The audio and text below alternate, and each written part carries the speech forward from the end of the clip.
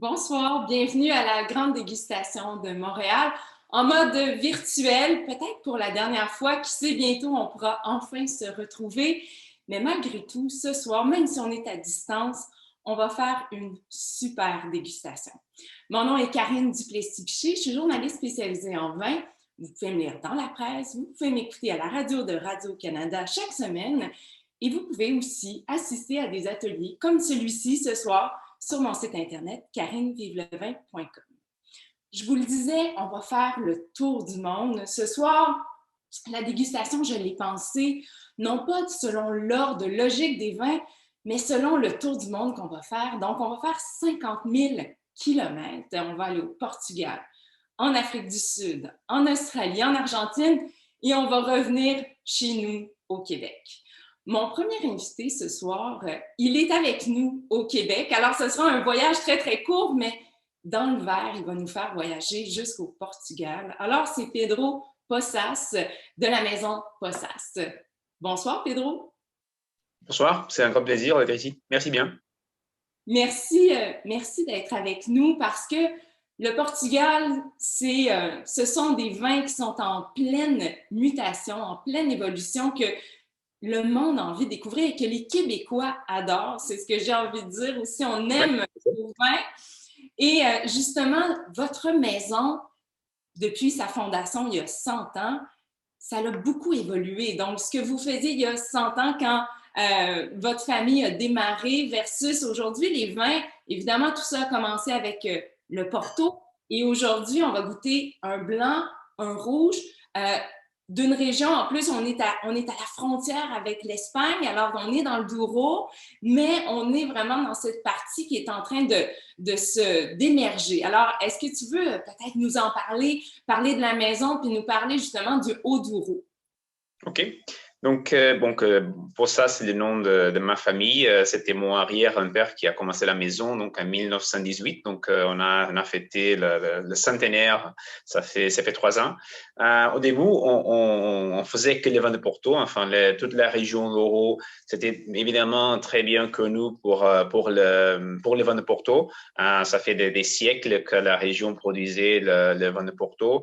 Et à partir plus ou moins de la fin des années 80, début des années 90, il avait toute une rénovation, tout un projet, un mouvement de différents vignerons, de différents œnologues qui ont vraiment croit sur les potentiels de la région pour produire des vins secs aussi. Donc, on utilise les mêmes cépages qu'on utilisait pour faire le vin de Porto, mais pour faire les vins secs. Aujourd'hui, ça paraît quelque chose assez facile, assez logique, mais à l'époque, c'était quelque chose c'était une grande innovation finalement, parce qu'il y avait toute une idée que la région de Douro ne pouvait pas produire des belles vins secs, les vins blancs, les vins rouges, mais seulement les Portos. Donc les vins secs, c'était un peu mal pris, je dirais, même par les négoces. C'est mon cousin d'entreprise et que il est dans un groupe d'énologues qui a vraiment vu les potentiels de la région Douro pour produire des belles vins secs. Donc ça c'est un moment aussi je dirais d'un peu de connaître mieux la région du Douro, parce que la région c'est assez large, c'est une région qui a à peu près 200 000 hectares et c'est à peu près 40 000 hectares qui sont plantés, mais c'est une région assez diverse. Donc, il y a des différents terroirs, il y a des différentes altitudes, et donc, tout ce procès était un procès qu'on apprend toujours un peu qu'est-ce qu'on peut faire dans les différents terroirs. Parce que, par exemple, quand on a commencé à faire les vins secs, on a commencé pour une cuvée on vendait ici au Québec, le Coroa d'Oro. Et ça, c'était une cuvée qu'on faisait avec des cépages de différents endroits. Donc, on prenait les raisins de différents endroits dans la région d'Oro. Donc, Baixo Corgo, Cima Corgo, Haut-Douro. Donc, tu vas expliquer un petit peu les trois sous-régions de la région d'Oro, dans la région d'Oro. Et au début, on faisait que cette cuvée-là et on faisait un petit peu une mélange, un assemblage des raisins de différentes parties de la région d'Oro. Et après, plus ou moins dans les années 2000-2010, on s'est rendu compte aussi qu'il y avait tout un potentiel pour faire des vins qui avaient une certaine expression plus précise du terroir spécifique de chaque domaine, de chaque quinta. Nous sommes très chanceux. En effet, nous avons 3 domaines dans la région d'Oro. Donc, les 3 domaines sont dans chaque sous-région, Baixo Corgo, Cima Corgo et Douro supérieur.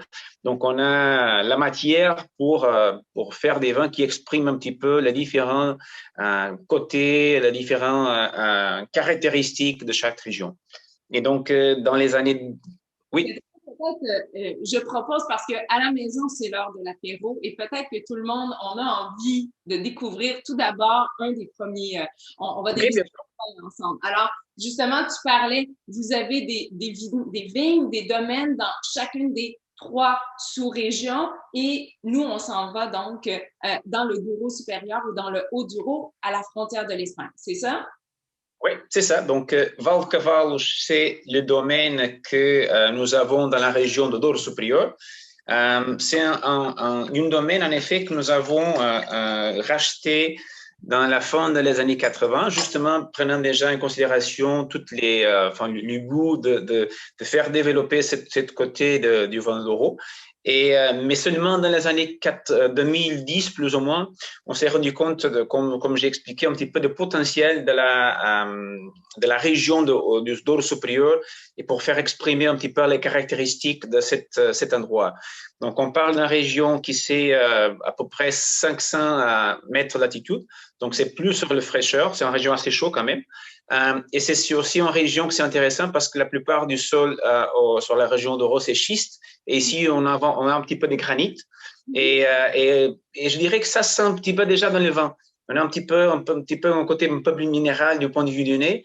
Et je dirais que c'est justement l'influence de cette espace de transition entre les schistes et les granites qu'on trouve dans la région de Valcavalos. Santé! Justement, on a ici cet assemblage de variétés locales. Le Portugal, en ce moment aussi, on regarde beaucoup avec tous les changements climatiques. Le Portugal aussi est en train de devenir un peu la clé de voûte, la solution de plusieurs endroits dans le monde où on dit on a des problèmes, nos cépages qu'on a plantés il y a 100 ans, il y a 150 ans ou il y a 50 ans sont peut-être moins adaptés justement à cette chaleur qui augmente, mais le Portugal, vous avez vu comme ces variétés autochtones, ce grand bassin de cépages qui finalement sont très, très adaptés justement à cette grande chaleur. Alors, veux-tu nous parler de ce qu'on déguste en ce moment? Oui, donc ça, c'est un assemblage de 4 différents cépages. Ce sont des cépages autochtones de la région d'Oro. Encore une fois, ce sont des cépages qu'on utilise pour faire les portos blancs, si tu veux. Donc, vous avez Codre, Revigato, Viosinho, Gouveio. C'est pas si facile pour un nom portugais, même pour les prononcer.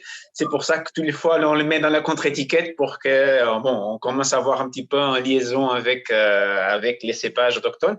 Et c'est ce que tu as dit que sur les potentiels, la dimension des nombres des cépages qu'on a au Portugal, c'est vraiment important.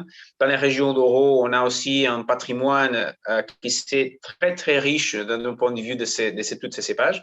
Et je dirais que nous sommes encore dans un procès de connaître un peu mieux toutes ces cépages parce que, normalement, même si on a 50, 60 cépages, il y a toujours 4, 5, 6 qui sont plus produits. Et donc, à ce moment-là, nous sommes dans un procès justement de redécouverte des autres cépages, parfois qui sont un peu oubliés et même parfois qu'on voit que sont plus adaptés pour les conditions climatiques qui changent comme on fait. Hein. Donc, excellent. Ben, on goûte ça ensemble. Donc, un élevage en fût de chêne neuf, c'est bien ça, un court élevage en fût de chêne neuf. Et pourtant, je trouve au nez, c'est vraiment le côté floral, fruit mûr. C'est incroyable à quel point ça sent bon. Là, on a envie d'y plonger.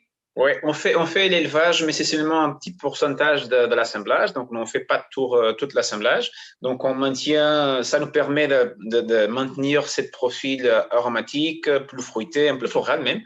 Et en même temps, ça nous permet aussi que les bois soient pas trop marqués. Donc, ça est très bien intégré dans l'assemblage. Ouais, ben, on sent cette attaque vive, croquante, juteuse, et ensuite on a vraiment les notes épicées qui sont là, on a de la texture, c'est vraiment un bel équilibre justement entre cette presque salinité et un côté gras qui est Oui, vraiment... oui, oui, oui. Et je dirais que c'est un petit peu l'expression de cette terroir d'or supérieur. Donc, c'est côté de la salinité, l'acidité, parce qu'encore une fois, c'est une région un peu plus élevée, bon, beaucoup plus élevée en effet. Et donc, ça nous permet d'avoir plus de fraîcheur, plus d'acidité. Et le côté des minéralités que je dirais pour être dans une région de transition avec un petit peu sur les granites, sur le sol. Donc, ça, c'est aussi assez intéressant. Avec quoi, Pedro, tu manges finalement? C'est quoi l'accord que tu recommandes avec... Ouais. Bon, enfin, en Portugal, nous avons une grosse tradition en termes de fruits de mer. Donc, je vois ici beaucoup des différentes harmonisations, accords qu'on peut faire avec les fruits de mer. C'est aussi un vin que je vois très, très bien avec la morue. Enfin, vous avez ici au Canada des morues excellents, d'une façon préparée d'une façon complètement différente de la nôtre parce que la morue, on l'a fait salée. Donc, ça a une texture bon, complètement différente. Le poids, c'est un peu plus fort, un peu plus lourd quand même. Mais vous avez, c'est la première fois, en effet, que j'ai goûté la morue fraîche ici au Canada. C'est vraiment bon, c'est vraiment bon. Et finalement, je pense que les vins ont certaines structures, donc tu peux l'accorder avec les plats comme le risotto, quelque chose qui a un petit peu de structure aussi, un peu de gras. Donc, je le vois très, très bien avec un plat comme ça. Passons au rouge, parce qu'on en a deux à déguster ensemble. Alors, passons au rouge. Est-ce qu'on est exactement, on est dans le même environnement, dans la même région? Est-ce qu'on est exactement sur le même terroir? Bon, c'est le même domaine, donc c'est le même quinta. C'est Val de Cavals, en effet, c'est le plus grand domaine que nous avons dans la région d'Oro. C'est à peu près 60 hectares. Donc, les blancs et les rouges sont pas produits exactement dans le même endroit.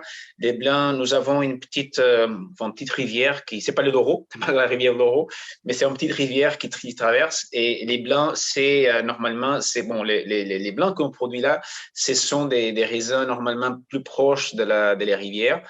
Donc, on recherche plus le côté de fraîcheur. Le rouge, c'est un peu plus loin de la rivière, en effet. Mais encore une fois, on voit ici un côté de fraîcheur, d'acidité pour le rouge qu'on aime bien et que je crois que c'est aussi assez présent dans ce vin-là.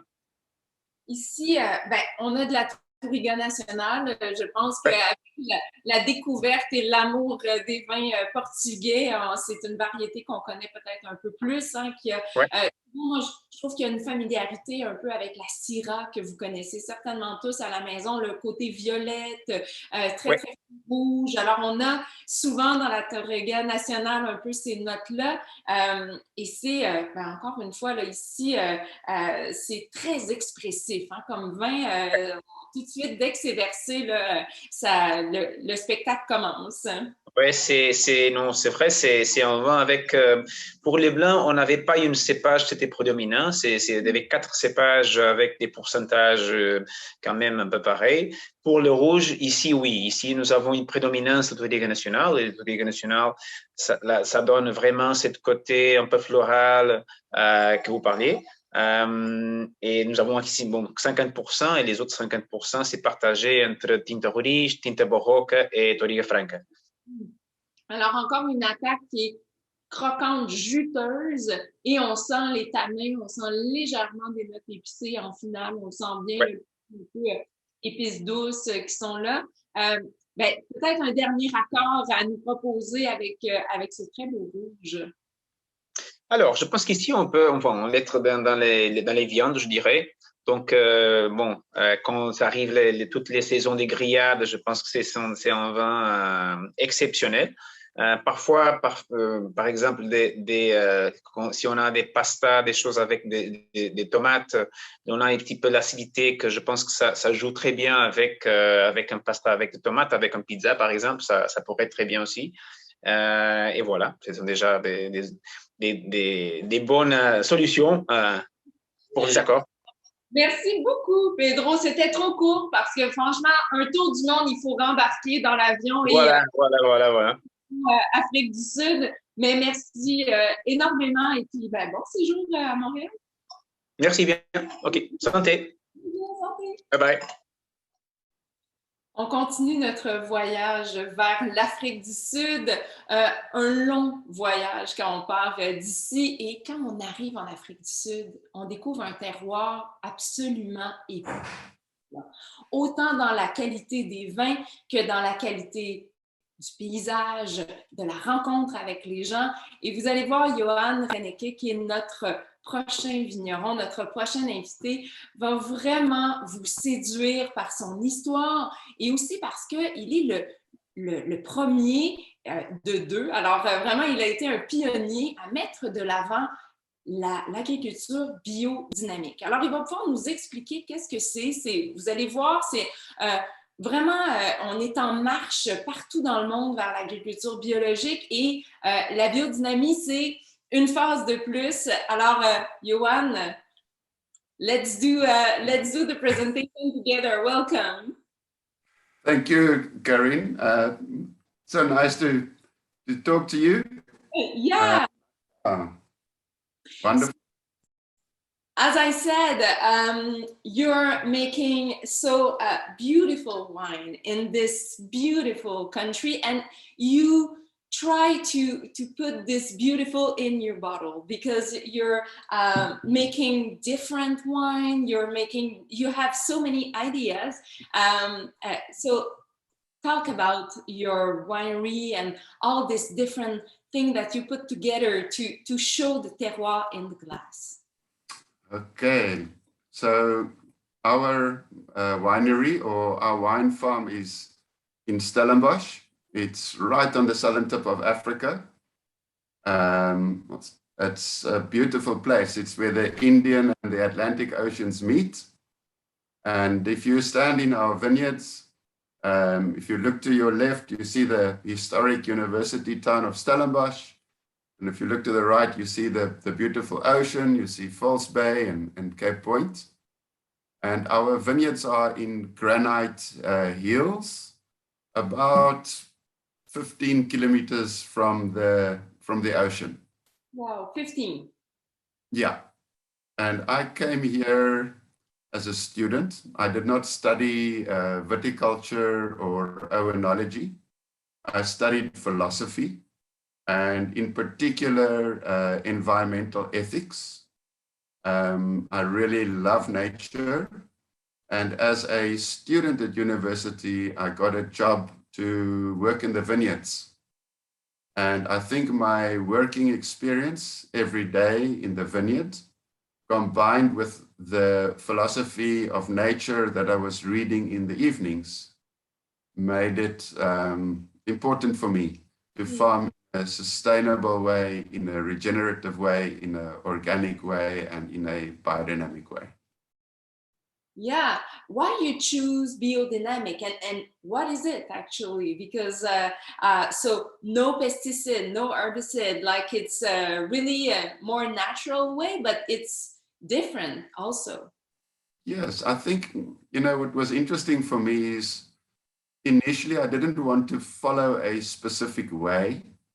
I just wanted to stop using herbicides and pesticides and fungicides. Like I said, I was a worker in the vineyards. I did not like working with the chemicals. And also when I read in the evenings, I understand how important nature is.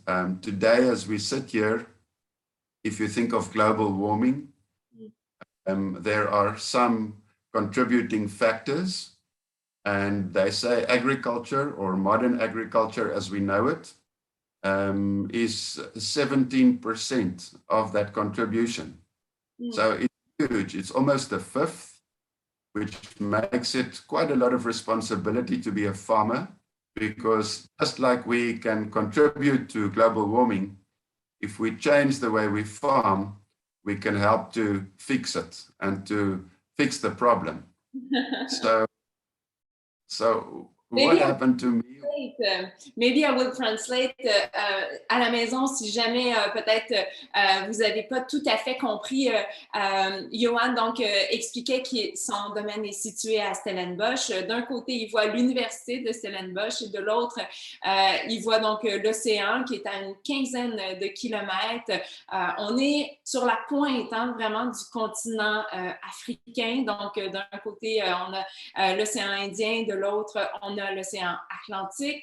Et ce qu'il raconte, donc, c'est qu'il il est arrivé à Stellenbosch comme étudiant, il étudiait la philosophie et vraiment, il a commencé à travailler dans les vignes et c'est ça qui l'a un peu amené à se poser des questions, à évidemment tomber en amour avec le vin, mais aussi à réfléchir et à vouloir faire de l'agriculture différemment.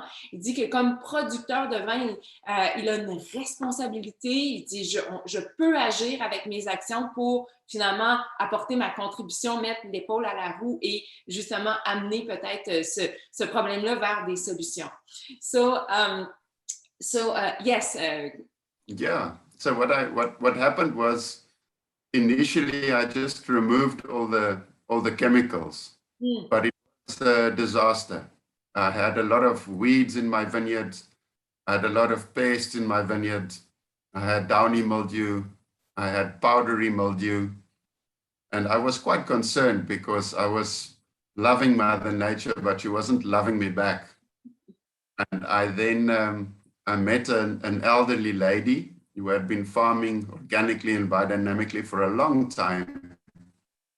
And she explained to me that I was organic by neglect, and I had to be organic by design. So, I don't know if you want to translate that or if I can carry on what it means to me to be organic by design. Au fond, ce qu'il disait, c'est quand il a commencé à faire de l'agriculture, tout de suite, il a arrêté de mettre des pesticides, des herbicides et il s'est ramassé avec un paquet de maladies qui sont assez communs là, dans le monde du vin. Alors, il a rencontré une dame qui faisait de la biodynamie depuis très longtemps et elle lui a dit finalement, c'est pas tout d'être, de faire de l'agriculture biologique, tu dois faire de l'agriculture biologique by design. Alors, il va nous expliquer qu'est-ce que c'est. So what I understood was that farmers use herbicide and pesticide and fungicide not because they want to, but because they have to. And if you are going to stop using the chemicals, the problems won't go away. You have to find a more natural solution for the problem. So I'll give you 3 examples, one for a herbicide and one for a pesticide and one for a fungicide. For a herbicide, the most important lesson that I learned was that I'm farming with 2 things. In the short term, I farm with grapes, but in the long term, I farm with soil. It's an interesting dichotomy because if you grow flowers or vegetables at your house, you will remove all the weeds for the sake of the plants that you're trying to grow. But when you go walking in wilderness, you will never find bare soil. It needs to be covered by plants to live. So it created a challenge for me. Do I remove the weeds for the sake of the vineyard or do I leave them for the sake of the soil? And then what we did is we changed the game a bit and we started to plant specific plants that can live in a synergy with a vineyard. So some of them will fix nitrogen, like legumes, like beans or peas or clovers. If you want to build the soil humus and sequestrate carbon in the soil, what you need is a lot of your grass or your grains, like oats or rye or triticale. So it was the art of selecting plants to grow in the vineyard so that I did not have to use herbicides anymore. I will translate, but first, I have to pour a glass of your wine. You already... Yes. À la maison, si je suis certaine que c'est déjà fait, puis que vous buvez les paroles de Johan autant que son vin, mais je fais une courte traduction. Au fond, il disait que il s'est posé des questions et ce qu'on fait souvent là, quand on voit qu'on a certains problématiques, mais il dit, tu sais, si finalement je fais simplement arrêter de donner des pesticides ou des herbicides pour corriger mon problème, bien, le problème, il est encore là. Alors, c'est finalement de le réfléchir et de dire, ben, si j'ai un problème, bien, comment je peux finalement le traiter de façon différente? Et là, il parlait de cette symbiose en disant, ben, je travaille, oui, je vinifie des raisins, mais j'ai aussi besoin du sol. Et là, il parlait que il utilise finalement différentes plantes pour corriger, si on veut, ces problèmes-là. Alors, il va donner d'autres nutriments à son sol avec d'autres plantes pour que tout ça règle finalement les problèmes qui essayaient de régler avec, par exemple, les herbicides ou les pesticides. Alors, c'est vraiment ce que je vous disais d'entrée de jeu, cette réflexion, cette marche vers la biodynamie, de ne pas simplement dire j'enlève herbicides, pesticides, puis le problème va être réglé. Non, le problème, il est encore là et je dois trouver des solutions logiques, finalement, là, pour essayer d'aller corriger tout ça et de faciliter l'agriculture. Wow, that was beautiful. I didn't understand much, but it sounds beautiful.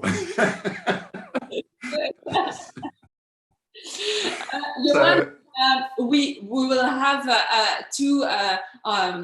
unfortunately, to cut a little bit of your so interesting talk about all the agriculture, and let's taste the product. Your wine. Yeah. I just poured a glass and it smells so good. So it's about Chenin Blanc. We are tasting Chenin Blanc. Who is the main grape that you have in the country? It's the flagship that you have. So talk about Chenin Blanc and your wine. So Chenin Blanc it's a beautiful grape. It's a wonderful vineyard to work with. And in South Africa, to be honest, in the past, it was not a well-respected grape. I think people grew it more for the alcohol. And then over the last 20 or 30 years, people started to see that Chenin Blanc had the potential, especially South African Chenin Blanc, to make a really, really special wine. So what we have on our farm is we have some really old vineyards of Chenin Blanc. We've got 2 vineyards. One was born in 1976. The other one was born in 1974. And these vines are old and the yields are low, but like people, they have, as they become older, they develop character and balance, and they're beautiful. So there is some old vine in the Chenin Blanc. There are some younger vineyards as well, and it's quite versatile. It's a wild yeast ferment. It's 100% organic. So for me, I get sort of flowers, floral notes, a bit of citrus, maybe even some honey, some quince, a bit of almonds. It almost makes you salivate when you smell it. It smells delicious. And then when you taste it, wow. It's lovely. It's a lovely Chenin Blanc. Johan raconte que le Chenin Blanc, au début, c'était pas une variété de raisin qui était très, très respectée. On l'utilisait surtout pour faire de l'alcool. Et on a découvert que c'était un cépage qui permettait de faire de grands vins en Afrique du Sud. Il explique aussi que ce sont de vieilles vignes. Alors, des vignes qui ont été plantées dans les années 60, 70. Et puis, ben, je tiens à noter ici, à faire un petit astérix parce que la qualité du vin versus le prix, il y a pas beaucoup de pays dans le monde qui arrivent à nous faire un vin de cette qualité avec des vieilles vignes, des vignes qui produisent moins. C'est comme finalement quand on devient plus âgé, on produit moins, mais on fait peut-être du travail de meilleure qualité. Alors, c'est ce que nos vignes font ici. Alors, un très bel assemblage de différentes vignes plus âgées et plus jeunes. Et en équipe, elles donnent ce vin que Johan décrit très floral, pomme, coin, même un petit peu de miel. Et puis en bouche, ben, il n'y a pas de mot pour le décrire. Il dit « Wow! » Avec, what are you eating with this wine? Oh man, actually, when I drink this wine, I don't want to eat anything. I just want to drink the nice. I think it's quite versatile, to be honest. If you look at the wine, it's got a freshness and a vitality to it. I mean, you can see it's an organic wine. It comes from vineyards which are alive, and the birds and the bees and the butterflies and everything. It's got a beautiful acidity, but it's also got a bit of weight and a bit of roundness on the palate. It's a very interesting wine. So I think that makes it quite versatile from a gastronomical point of view. I think it can go very well with fish and scallops and yeah, sort of seafood, but also maybe I don't know, maybe something with chicken or some turkey, something like that for Christmas. Yeah, but a nice, you know, on its own, I can drink it also. It's almost like a meal in the glass. It's got that weight, but it's just lovely. Well, thank you so much, Johan, to be with us at this time of the day for you. And cheers. I hope to meet you in real really soon. Karine, me too. Thank you so much for the opportunity. I wish I could have been in Canada with you now, but it will happen. And remember, my door is always open. So if ever you come to South Africa, just please come and visit. It will be lovely to see you. And thank you so much. Thank you. Alors, notre voyage continue un long parcours jusqu'en Australie. C'est un pays que je découvre, entre guillemets, en même temps que vous. J'y suis jamais allée, mais là, vraiment, on s'en va à l'autre bout du monde, j'ai envie de vous dire. C'est Elisabeth Muir qui représente la maison Yalumba, qui va nous parler donc de ses vins. Moi, j'aime la maison Yalumba. Je trouve toujours qu'on goûte cette histoire, ce terroir, et on en a vraiment toujours, encore une fois, rapport qualité-prix extraordinaire dans les vins de Yalumba. Une maison vraiment fondée au milieu du 19e siècle, mais bref, Elisabeth va être mieux placée encore que moi pour vous en parler. Elisabeth, bonsoir. Bonsoir, merci de l'accueil et merci d'avoir inclus Yalumba dans la dégustation. Bien, je le disais, moi, c'est des vins que j'aime beaucoup. Une grande variété de produits, mais ce qu'on goûte ensemble ce soir, je pense que c'est un vin que peut-être que vous connaissez déjà à la maison, donc le Shiraz. On est dans la région de Barossa, qui est reconnue évidemment pour ses Shiraz. Est-ce que tu veux peut-être nous parler de la maison avec ton très beau français? Merci. Donc, oui, définitivement. Nous représentons la région de Barossa et nous sommes là depuis 1849. Donc, c'est M. Samuel Smith qui a fondé la maison vinicole étant arrivé de l'Angleterre peu avant. On en est à la 6e génération de la même famille. Donc, c'est-à-dire que la maison Yalumba est la maison vinicole familiale la plus ancienne de l'Australie. Donc, beaucoup d'histoire, beaucoup de soucis pour l'environnement aussi, génération après génération. Étant une maison familiale qui est tellement reliée à la région, il n'y a pas une des générations qui veut être celle qui ne laisse pas meilleure pour les générations qui arriveront par la suite. Donc, de là, nos approches sans beaucoup d'intervention dans les vignobles, dans le chai, pas trop de produits chimiques et notre gamme certifiée biologique que nous dégustons aujourd'hui. Oui, OK, on se sert un verre à la maison, c'est parti. Puis j'en profite pour dire, si jamais vous n'avez pas acheté les vins, pas de souci, vous pouvez encore les retrouver donc à la SAQ. Donc, il n'y a vraiment pas de problème. Peut-être que ce soir, vous allez tomber en amour avec une histoire d'un producteur et vous aurez envie de les déguster. C'est toujours possible. Alors, Shiraz Syrah, qui est finalement la même variété de raisin, mais qu'on nomme différemment. Et évidemment aussi, ça a un impact aussi, un peu une signature sur le style. Alors, Shiraz aussi, qui a d'habitude un peu plus d'épaule, mais on va goûter ça ensemble.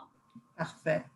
Donc, ce que j'aime dans ce vin-ci et aussi en général pour le Shiraz australien de nos jours, il y a beaucoup de variétés, beaucoup de souplesse, un peu d'approche. Et c'est-à-dire que ce n'est pas forcément très boisé, très costaud, très confituré. Il y a des expressions pas mal élégantes. Et dans ce cas-ci, on parle de fermentation à levure indigène, donc beaucoup de complexité, beaucoup de texture, mais pas de chêne. Donc, c'est vraiment une expression assez pure du cépage. Oui, assez pur du cépage. Puis, comme tu dis, on a déjà, encore une fois, hein, un nez qui explose. Déjà d'entrée de jeu, c'est ce qu'on sent là. Tantôt, on était dans notre voyage, on était au Portugal et j'expliquais un petit peu que la Touriga nationale, dans le rouge qu'on dégustait, me fait souvent penser à la Syrah ou au Shiraz. Puis on a encore ces notes un peu de violette qu'on va retrouver dans la Touriga nationale puis qu'on retrouve dans la Syrah ou dans le Shiraz. Cerises, évidemment, on dirait qu'on a des cerises fraîches qu'on vient de cueillir. C'est incroyable comment ça sent bon. C'est très, très invitant, Elisabeth. Ah, merci. Je pense qu'ici, on reconnaît le Shiraz australien avec un peu d'épices aussi, quelques petites notes poivrées. Mais c'est ça, on est beaucoup sur le fruit, plus que d'autres choses pour le Shiraz organique de Yalamba. Oui, sur le fruit, mais on ne renie pas non plus ce côté épicé en bouche que le fruit, sans même avoir besoin du bois, va nous transmettre dans le verre. Aussi, on a quand même une acidité qui est bien présente. Et ça, tu disais, vous choisissez peut-être des endroits, des parcelles où, malgré ce changement climatique, malgré qu'en Australie, il fait très chaud, on va peut-être choisir justement des parcelles et regarder ce qui s'en vient vers l'avenir pour aller chercher des terroirs un peu plus frais. Oui, exactement. Et nous ne sommes pas les seuls en Australie non plus à regarder un peu plus dans les élévations ou même jusque dans l'État de Tasmanie, qui est au sud. Next stop, c'est vraiment l'Antarctique. Mais pour le Shiraz organique que nous dégustons aujourd'hui, c'est ça, c'est une sélection de 6 vignobles éparpillés un peu partout dans l'État de l'Australie méridionale. Et les œnologues choisissent vraiment en fonction de l'expression de fruits, de l'équilibre aussi avec l'acidité.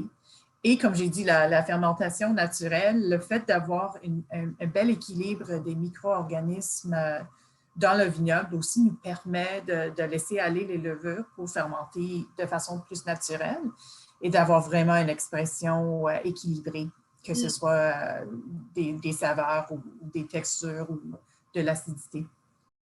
Oui, puis on le sent, hein, je trouve, en fin de bouche, on a un côté fruit très, très mûr. Hein. Quand je disais tantôt, plus d'épaule, c'est vraiment dans cette maturité des fruits parce que tu as raison, c'est pas, on sent pas qu'on a beaucoup, beaucoup de muscles, hein? On a vraiment ce côté fruité, juteux, mais on a quand même un côté fruit mûr qui est vraiment très, très présent. Et à table, hyper polyvalent, là, finalement, on peut vraiment aller avec autant avec, par exemple, des salades, avec peut-être même du bœuf froid, là, grillé, un steak qu'on avait déjà mangé, peut-être là, froid en salade, ça pourrait vraiment faire le travail. Et toi, Elisabeth, avec quoi tu aimes faire ton accord avec ce vin? Oh mon Dieu, c'est quand même assez illimité. Pour moi, tout ce qui est grillade, même avec un poisson, pas un poisson blanc forcément, mais un beau saumon grillé aussi. Je pense que ça, surtout un peu refroidi aussi, le vin 10-15 minutes au frigo. Si on pense au temps des fêtes qui s'en vient, moi, je mettrais ça sur du dinde aussi. C'est comme le petit côté acidulé canneberge même, qui pourrait aller avec un repas traditionnel de Noël même. Oui, Euh, sur et place, là, le côté un peu ketchup, là, ça pourrait très bien aller avec le côté un peu frimure en finale. J'aime ça. Bonne idée dans des fêtes. oui, c'est ça, tourtière aussi, ce côté un peu épices de cuisson, genre clou de girofle et tout ça. Je pense que ça s'agencerait très, très bien. Wow! Extraordinaire. Ben, merci beaucoup, Elisabeth, d'avoir été avec nous. Ça donne le goût, justement, de se plonger dans les vignes qui sont derrière toi. D'y être Oui. vrai. Merci C'est beaucoup. ça, on y va virtuellement pour le moment, mais tout le monde est le bienvenu. Dès que les avions reprennent, venez nous voir en Australie et on serait ravis de vous accueillir. Et c'est réciproque. Alors, merci beaucoup, Sophie. Merci, bonne soirée. Alors, on quitte l'Australie pour notre dernier arrêt avant de revenir à la maison. On s'en va en Argentine, un domaine vraiment que j'apprécie beaucoup, Zucardi. On va être avec Cecilia Carrasco qui représente le domaine. Zucardi qui a cet autre domaine, Santa Julia, du nom de leur fille. Alors, Cecilia va nous en parler. Et ce soir, la particularité, si vous avez la bouteille à la maison, vous avez vu donc cette image un peu enfantine, un peu différente. Et on s'en va avec un vin nature. Alors, qu'est-ce que ça veut dire un vin nature? Si c'est la première fois, peut-être que vous dégustez un vin nature, vous allez voir qu'est-ce qu'il y a de différent. Peut-être que vous ne verrez pas de différence. Bref, Cécilia va nous raconter pourquoi une grande maison comme Zucardi a décidé finalement de marcher vers cette idée. Alors, bonsoir, Cécilia, merci d'être avec nous. Bonsoir, plaisir d'être avec vous. Oui. Oui, Alors, la domaine a commencé à travailler en 1963 et quand été fondé, les 4 colonnes dans lesquelles ont été fondées, c'est la qualité, l'innovation, travailler en harmonie avec l'environnement et aussi toutes les activités, toutes les choses qu'on fait doivent être un bien pour la communauté. C'est comme ça que les produits qu'on va présenter aujourd'hui répondent à les 4 colonnes qu'on a. C'est toujours très important de travailler de manière sustentable et c'est pour ça que la domaine, ça fait quelques années, a commencé à essayer de produire du vin naturel. Mais c'est sûr que jusqu'il était tellement content avec la qualité, est-ce qu'on vient de lancer les produits parce que maintenant on est beaucoup plus certain que le produit est un bon produit et bien fait. La domaine, comme je dis, c'est un domaine argentin. Les propriétaires sont 100% argentines et elle a passé de génération en génération. Ils sont 3 générations. Mais la première génération était Alberto Zucardi. Lui, il a été civil ingénieur, mais il travaillait en vendant des systèmes de régation. Et pour montrer comment son système de régation travaillait, est-ce qu'il a planté ses premiers vignobles. Et grâce à ça, il est tombé en amour avec les vignobles et a commencé à produire du vin. Et ça a été José Alberto Zucardi, son fils, qui, avant les années 80, s'est impliqué dans le domaine et a été beaucoup plus concentré dans la production de biologique et aussi en avoir certification comme Fair for Life, vegan. Et c'est lui qui a appelé le domaine comme Julia, sa fille. Mais peut-être aussi, j'ai envie de dire qu'en Argentine, vous avez mine de rien, un terroir qui se prête bien à cette agriculture biologique, justement, là, quand toutes les précipitations qui arrivent du Pacifique sont bloquées avec la cordillère des Andes. Et c'est un peu, finalement, vous avez davantage de réflexion à faire sur, justement, on veut irriguer. Alors, je pense qu'au domaine, vous réutilisez tout l'eau, justement. Je pense que vos réflexions sont plus à ce niveau-là que, par exemple, de traiter la vigne parce qu'il y a des maladies, parce que déjà, vous êtes ultra privilégié dans votre climat, dans votre environnement. Oui, c'est comme ça, 100%. C'est un avantage que Mendoza est un désert et il y a 300 jours de soleil. C'est très bon, il n'y a pas d'humidité, c'est sec. Parce que nous, on n'a pas 300 jours de soleil. Non, je sais. C'est injuste. Mais ça le fait très bien. Mais aussi, on travaille avec les composts qu'on produit et avec lesquels on utilise pour fertiliser les sols. Mais c'est sûr que c'est un avantage, mais aussi il y a beaucoup de suivi de notre côté pour produire biologiquement. Oui. Bien, goûtons-le ensemble, Cécilia. Oui, plaisir. Poser ici ma bouteille. Hey! Bravo! Et puis, ben, l'Argentine, franchement, c'est un pays à voir. Amateur de vin à la maison, là, quand on y arrive, c'est absolument fabuleux. Hein? Quand on regarde la cordillère, votre histoire, on sent vraiment là, qu'on est ailleurs. C'est extraordinaire. Et justement, on parle beaucoup d'agriculture biologique, mais quelle est la différence entre votre vin, par exemple, qui serait certifié biologique et avoir finalement en plus un vin nature? Quelle est finalement la différence dans le traitement que vous faites là, pour arriver avec El Burro? Bon, la différence, c'est la manière de le produire, qu'il n'y a pas de sulfite. On n'ajoute pas de sulfite, ils viennent avec les sulfites du vignoble.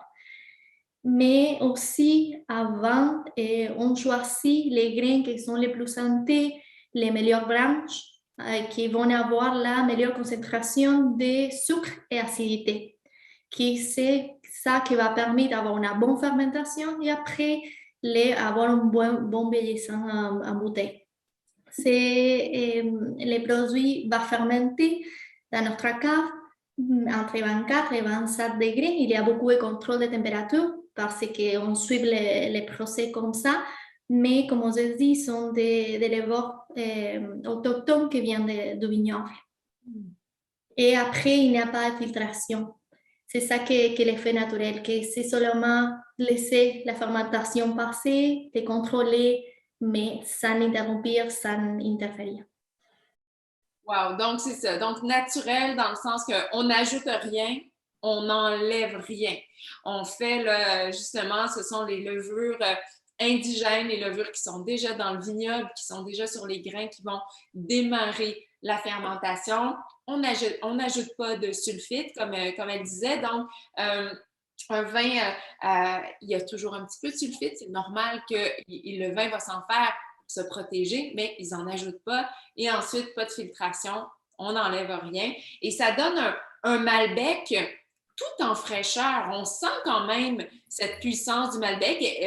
Il est là, c'est le raisin, mais quand même une très, très belle fraîcheur ici dans notre vin. Oui, et Malbec se caractérise beaucoup pour avoir beaucoup de tanins, mais ça, les produits qui ont été produits, c'est très, très doux. Les tanins ne sont pas agressifs du tout. Ça les fait très doux dans la bouche, très frais.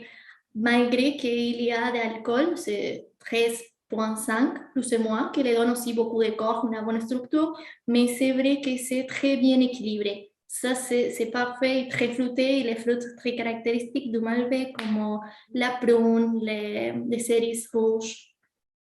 Oui, les cerises. Chez nous, on a, par exemple, moi, ça me fait penser beaucoup aux bleuets, les mûres. On est davantage dans des fruits noirs, j'ai envie de dire. Là. Donc, on sent vraiment ce côté ultra fruité. Et ben, comme tu dis, donc on sent, on est avec du Malbec. Là. Donc, on a une certaine puissance, mais avec beaucoup d'élégance aussi et de fraîcheur. Chez vous, Ben, en Argentine, là, on ne peut pas aller en Argentine sans manger vos fameux barbecues, vos fameuses viandes grillées. Mais ici, au Québec, on n'a pas 300 jours de soleil et on commence vraiment des jours très, très gris. Moi, je le verrais bien avec de la fondue chinoise. Je ne sais pas si vous faites ça Oui. en Argentine. Donc, on a un plat avec un bouillon et on trempe nos viandes dedans et c'est dans le bouillon que la viande va se cuire. Est-ce que vous faites ça en Argentine? Non, on ne fait pas ça. On a les asados, c'est ça, mais ça me tenterait de goûter. Une mode à partir, je pense, avec la fondue chinoise à mettre C'est là très bien, oui, avec les poulets rôtis, avec les pastas, avec des sauces de tomates. C'est toujours c'est bien. C'est très, très bonne compagnie, même pour toute l'année, parce que ce n'est pas du vin très chaud que tu dois le boire pendant l'été. Non, c'est du vin que c'est assez frais et c'est bien pour toute l'année. Mais aussi, les choses que je vous mentionnais, que dans l'étiquette derrière, nous avons mentionné que le vin est végétalien, Oui. fair for trade, vegan, biologique, que c'est très important pour nous. Si bien on met que contient des sulfites, c'est des sulfites naturels qui ne sont pas ajoutés. Mais pour nous, c'est très important aussi que soit fair for life parce que c'est comme le domaine travaille maintenant. On aide beaucoup à la société et c'est la manière de les aider parce que on a des projets sociaux, des ateliers pour les femmes pour venir à travailler, apprendre à coudre. Et nous avons des écoles primaires, secondaires pour les employés qui n'ont pas fini ces études, pouvoir les finir, et des garderies. Et on aide aussi à les écoles qui sont proches dans l'area où nous sommes pour supplir, fournir de nourriture. C'est très bon le travail social et le boulot, c'est partie de ça, non? Et tu disais que le vin était certifié vegan. Oui. Peut-être qu'à la fin, on se pose la question, mais comment un vin ne peut ne pas être vegan? Parce qu'au départ, c'est du jus de raisin fermenté. Donc, finalement, comment on fait pour être vegan? Qu'est-ce qui certifie qu'on est vegan? Oui, c'est que tu n'utilises pas pour clarifier les vins ou les ajoutes des produits qui peuvent être dérivés des animaux. Ça peut passer dans certaines productions, c'est le choix de l'œnologue, mais on n'utilise pas. Notre produits sont toujours végans. Mais le bourreau, je ne sais pas si vous avez déjà vu l'étiquette, c'est Léane. Oui, C'est une artiste mendocinienne parce que pour nous aussi c'est très très important et elle aide notre artiste à devenir plus en plus connu et lui avait fait une exposition dans notre domaine. Nous avons aimé son travail et nous avons décidé les demander de faire l'étiquette.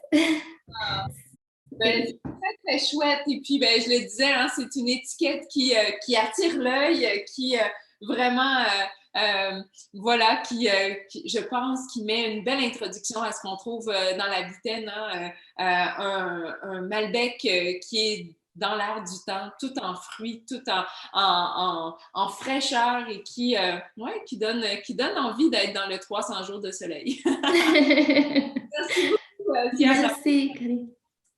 Merci beaucoup. Et notre voyage est maintenant terminé. On part de l'Argentine, on revient au Québec, on revient dans la grande dégustation de Montréal qui se poursuit. Il y en aura d'autres, des vidéos comme ceux-là. Vous pouvez les réécouter. Merci beaucoup. J'espère que vous avez fait des belles découvertes, que vous avez eu envie pendant quelques instants, vous étiez ailleurs que dans votre salon. Et puis, ben, c'est un plaisir de vous retrouver en personne, qui sait, très, très bientôt. Santé, merci beaucoup.